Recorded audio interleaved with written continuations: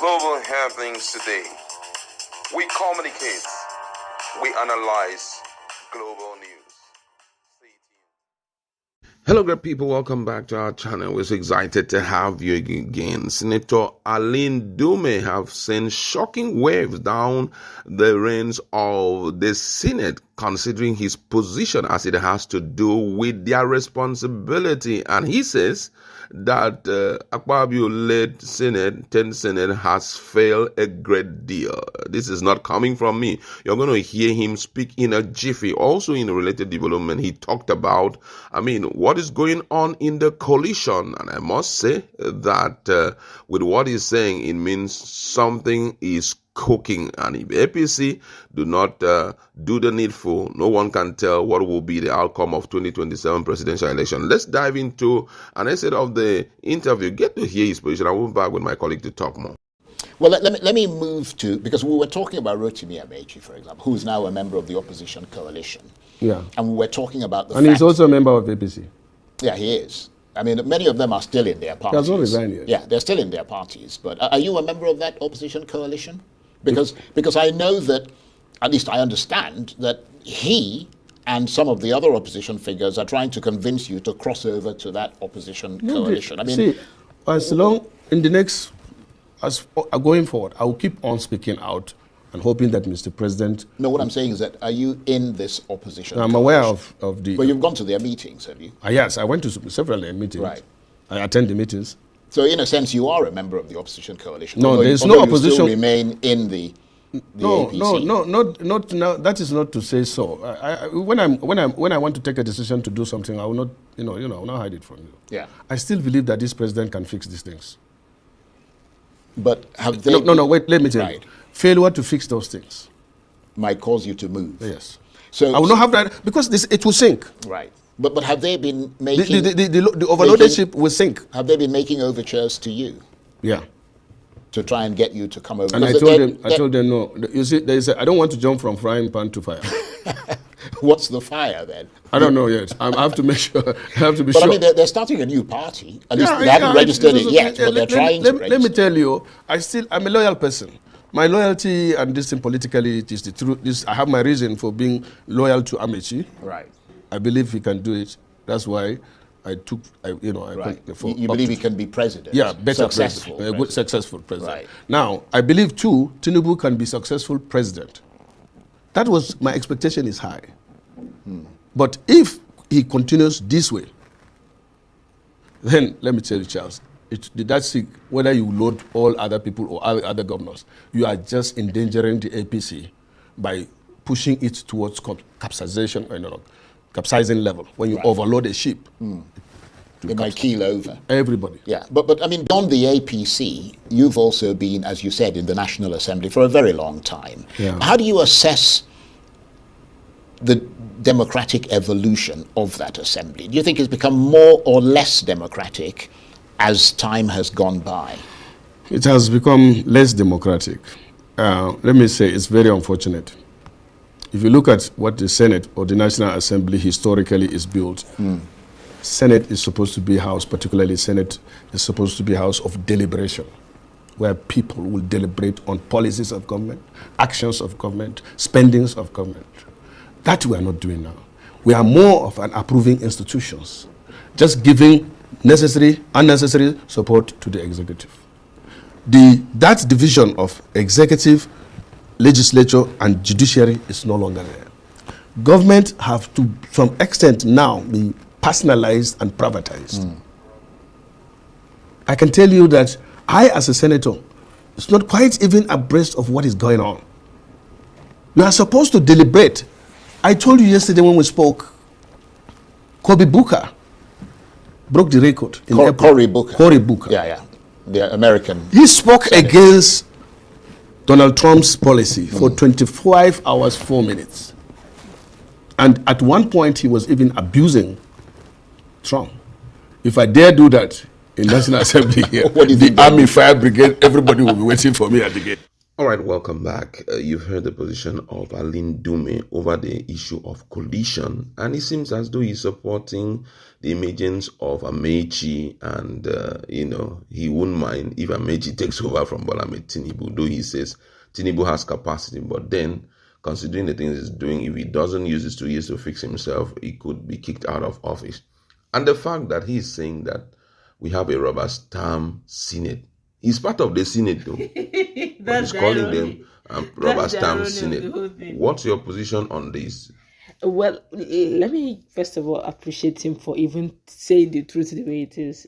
He's a 65-year-old man now. No, but the likes of Senate presidents is also it's not a young man particularly. He's also aged to some extent. So give it to him if he decides to call the truth the way it is, as in speak the truth to power. Such men are rare these days. We've seen spokesmen, from the ruling party talk as if that, even to the point that youths are the one looking at them in their faces and saying, you're an old man now. Respect your age. Respect that gray hair on your head. Just simply because they're doing stomach infrastructure. So, yes, for someone like Alain Dume, who says the truth, say it the way it is, please appreciate him first, because such traits now in Nigeria, they are very rare. But, the irony of it all is that he's also in the same rubber stamp Senate. It's just like you saying you're in a team, the first team you're in, they were World Cup champions. And only for you to enter and then the next league or the next championship, and they threw you people out in knockouts. In fact, not even in just the normal stages, not even knockout stages, and you come back and still say that but you're among the team that failed. You're also among the team that succeeded. So what was the role, or what is the role you are playing in the Senate? We have now seen Alain Dume, come all out, and he did at the early stages, but after a while he took a back seat. He's no longer challenging. He's not in the leadership. He's no longer challenging Senate President Godswill Akpabio. I think the reason why he's not doing that is the fact that he's not given the chance to do that. Because interestingly, in the Senate, one of the notable things now is that you raise your hand for you to be recognized. And most of the times, if you are disloyal in your statement to the president, the APC government, and all of that, oftentimes you're not given an opportunity to talk. You just sit back and be watching things. So, and now that they have stripped him of that position as majority leader, there's no way he can be getting involved in most of the leadership decisions that are being made there. And I think that's why when he has an opportunity like this, he pours out his heart. But how is Seriki Dixon doing it? Because that guy, no degree. He would tell you, give me my right, even as a minority. Allow me to speak my minority. Don't shut me out. I have a constituency I'm representing. Shutting my mouth is shutting my constituency, and we have our right, and you mustn't abuse it. It's up to the Senate to decide if eventually it is going to be a nay or a yay. But in the meantime, let me air my minority view. Exactly. And, but we have not been saying Alain Dume do such. One of such persons who have really surprised me in this particular Senate is Senator Naya Baribe. He has always been very strong advocate of the opposition. But as if Naya Baribe in this particular Senate decided to put his hand under his chin and observe things. Another reason I feel that these are guys who have spent considerable long period of time in the Senate. They have seen the best, they have seen the worst, and it seems as though since they are not in leadership position, they just know that nothing can change. So somehow it's a case of let me swim along the tide. There's no need to fight, the pressure of the wind coming against me. It doesn't make sense. And that's why every opportunity they have out there, they try to buttress their point and try to let them understand I'm not part of it. But even the case of Seriki Dixon, former governor of Bayelsa State. Now, one of the notable things was that there was an issue which he raised his hand and he was recognized. Now, be observing for a period of time now, knowing that he negates the current leadership of the Senate. They will hardly give him an opportunity to speak. Personally, this is my personal opinion. I think this thing should be self-purged. Self-purged in the sense that all of you together are honorable members. All of you together are representing your constituents. You were all elected. Nobody was appointed. So you are not under anyone per se. You all have your rights and your jurisdictions, and you must use them. Now that all of them are all honorable members, I think they can tackle themselves. Now, this is they need to self-purge. Now, this is the problem. The challenge is that, unfortunately,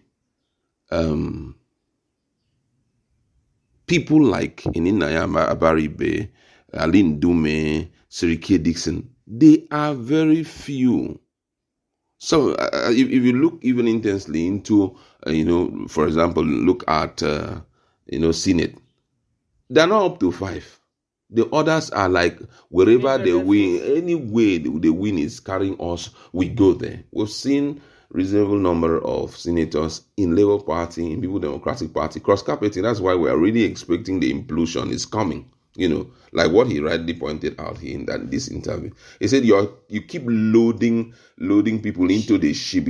At a point it will capsize because they are not even aligning with the ideology. Most of them are just coming because they want a situation whereby they will be re-elected back to that position. I want to flow with the winning side and all of that. Not that they understand the political ideology of APC and let us align with it. No. So at a point when it seems as if they are being rejected, most of them will now start scattering the party. But be that as it may, I love the fact that he's very truthful. He tells everyone the truth. And on the issue of coalition, I think that the North are really preparing for it. I don't know how it's going to happen, but I think that this guy will see so much to face. I'm talking about the president. That's where I would like to leave it.